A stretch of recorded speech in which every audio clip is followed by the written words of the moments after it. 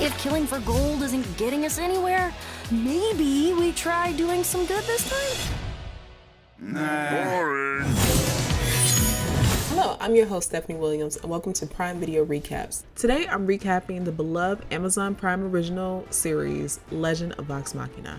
I'll be going over Season 1 to help catch you up before the highly anticipated Season 2 premiere on January 20th. The Legend of Vox Machina is set in a mystical fantasy realm full of magic mayhem and a number of foes.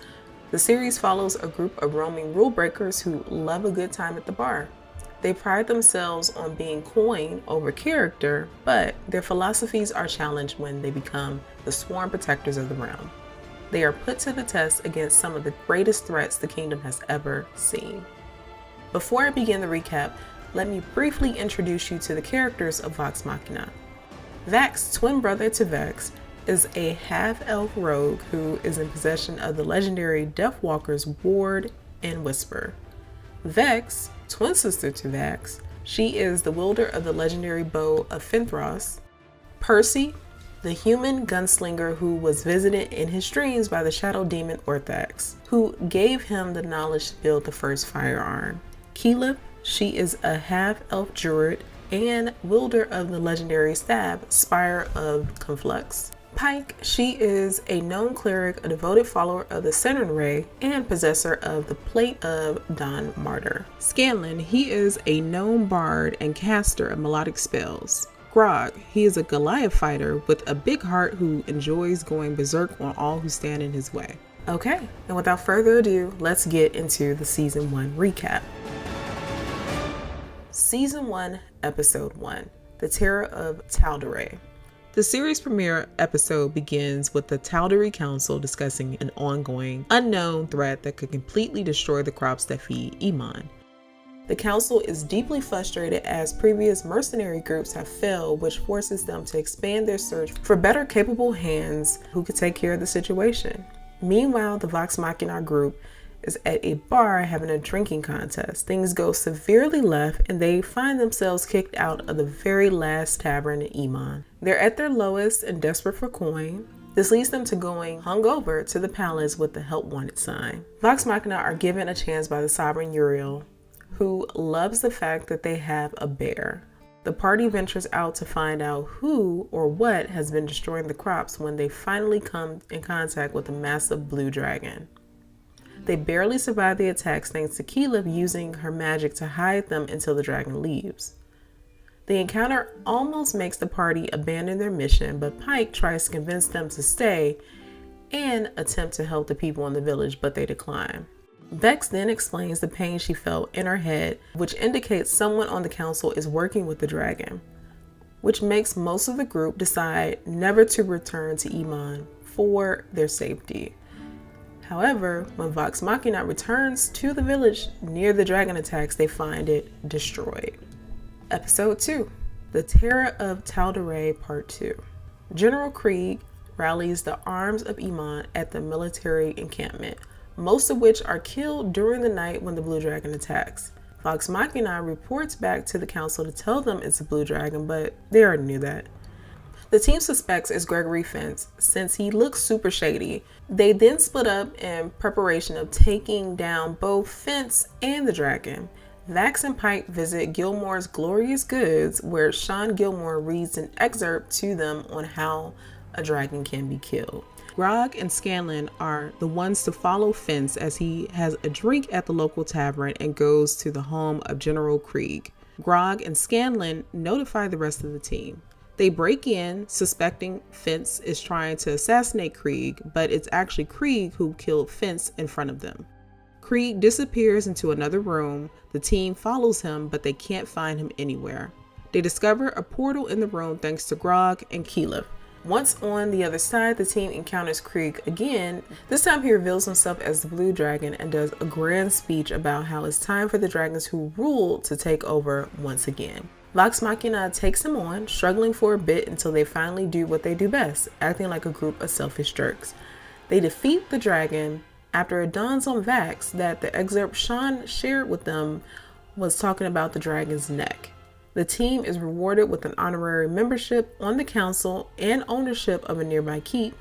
They get invited to a banquet where various dignitaries are already on the way to Iman to attend. Episode 3, The Feast of Realms. The night before the banquet, Percy is having a nightmare about the night assassins slaughtered his family. He and his sister try to flee, but she is shot down by multiple arrows. Percy, thinking she's dead, continues running. Later, when Vox Machina arrives at the banquet, Percy's past comes back to haunt him in full force as those responsible for what happened to his family are there: Delilah and Silas Briarwood. Vex notices Percy's panic, which leads to the team getting up to speed on Percy's past dealings with the Briarwoods. Things continue to spiral as the Vox team is seated across from them during the banquet. Meanwhile, Vex is in the Briarwoods' room where he finds the book mentioning the Whispered One. The Briarwoods return to their room, forcing him to jump through the window. Vex realizes her brother is in danger, so the group collects their weapons and go outside to help him. The team faces off with the Briarwoods, who escape before anyone is fully aware of what's going on. Percy ends up shooting the fingers off the Briarwoods' carriage driver, Desmond, which leads to the team getting arrested. Episode 4, Shadows at the Gates.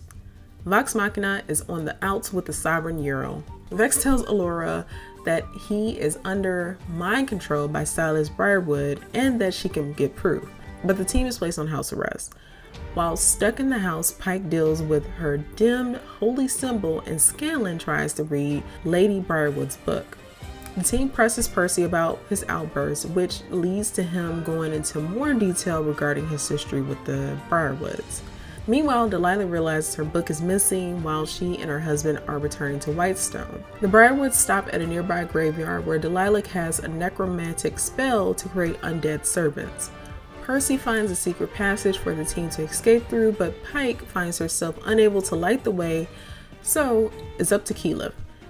After they're discovered by Jared, the team is split up into separate rooms. Pike attempts to reach the Everlight through prayer and meditation, but is unable to.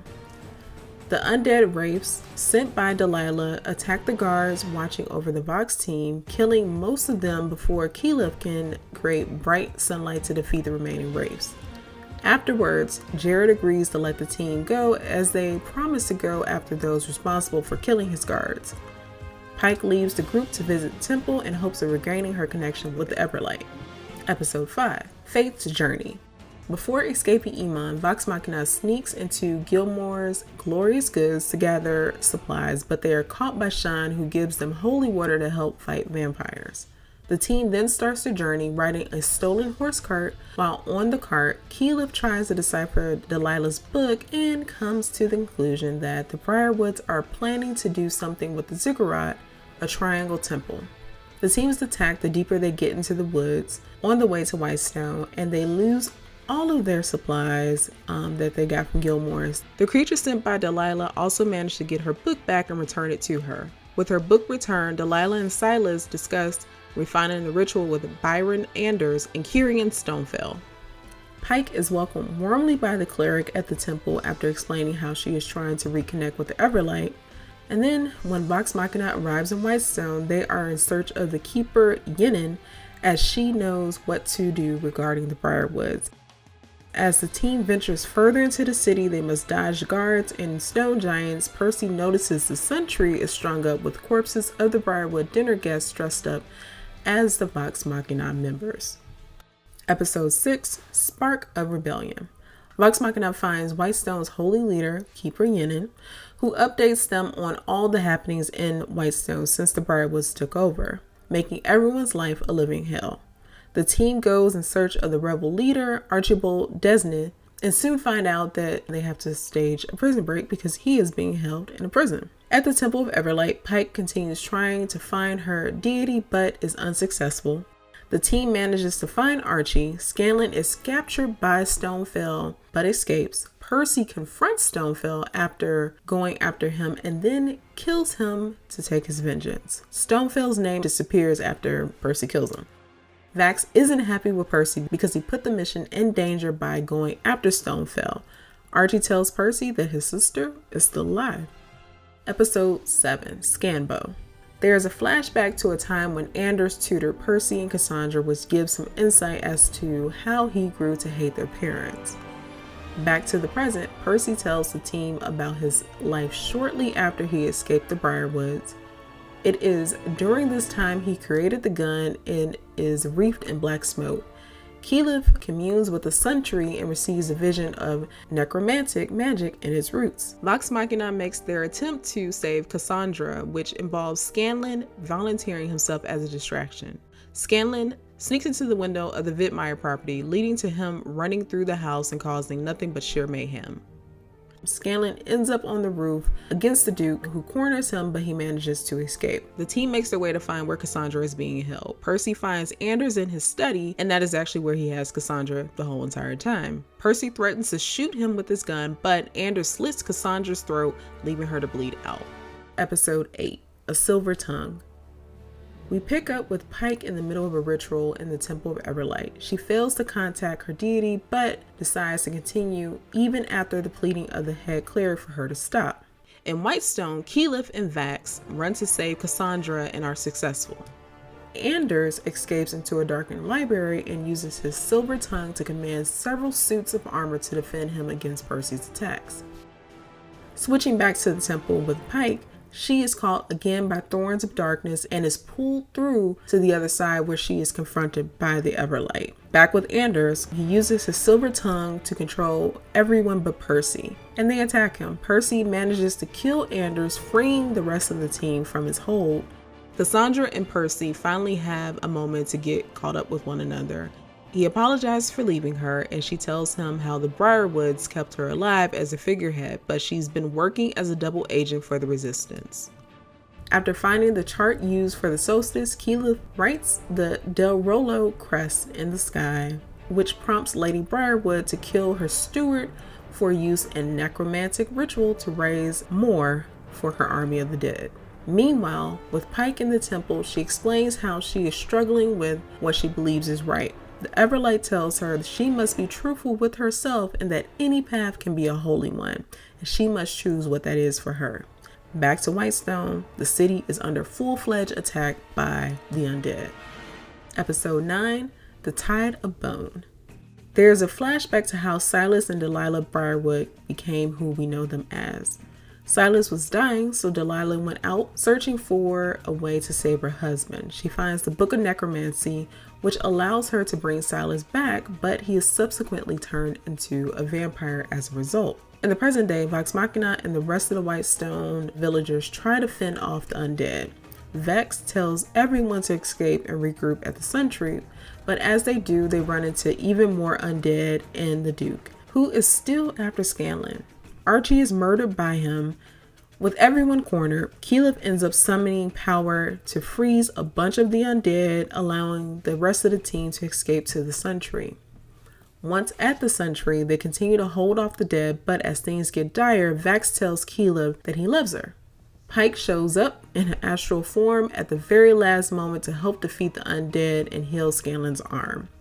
Leaving the rebels to deal with the Duke and the remaining undead, Vox Machina enters the dungeon of the Briarwoods, where they find none other than Anna Ripley. Episode 10, Deaths of Deceit. Percy is ready to kill Anna as we get a flashback to how she used to torture him and Cassandra for the Briarwoods. The team tries to plead with him to wait, as Dr. Anna Ripley may be the key to helping them find the Briarwoods. The team then presses Percy about the smoke that seems to consume him before he pulls the trigger of his gun. Pike tries to find out the cause and determines it is a demon. During the interrogation of Dr. Ripley, she tells them about the Briarwood's ultimate goals and how she objected to them, which led to her imprisonment. She also informs the team that the ziggurat is under the castle where they must go. The group is attacked again by undead while making their way toward the ziggurat, but the team finally makes it to the refinery. Cassandra's name appears on Percy's gun, which prompts him to finally notice that his sister is standing on the opposite side of the doorway. Vax manages to slip under the glass before it closes. The Briarwoods finally appear, revealing that Cassandra was always under their control, and now Vax will be too. Meanwhile, the group is left to deal with not burning alive in acid as levels of it rise in the room. A distraught Percy finally snaps out of it in time to figure out how to save them, and the team survives. Episode 11, Whispers at the Ziggurat. Lady Briarwood prepares for a ritual at the Ziggurat while the team plans a rescue for Cassandra and Vax. Dr. Ripley gets away, which leads to Percy having a fight with himself, or really more so the Orthrax that's controlling him. The team take on the Briarwoods, which leads to several different battles going on at the same time. Keyleth is unsure what to do, but finally decides to reach out to the roots of the Sun Tree to ask for help. She then creates sunlight, which allows them to defeat Silas. Meanwhile, Delilah enters the temple and calls out to the Whispered One, asking him to honor her service and their deal. Percy shoots at Delilah while still possessed by the Orthrax. Keyleth jumps in front of the necromantic spell Delilah hurls at Vex and nearly dies from doing so. A robed skeleton figure appears on the altar, and green lightning shoots up through the ziggurat into the roots of the Sun Tree across white stone before it flickers out. The figure then disappears, leaving a spinning orb that crackles with purple lightning.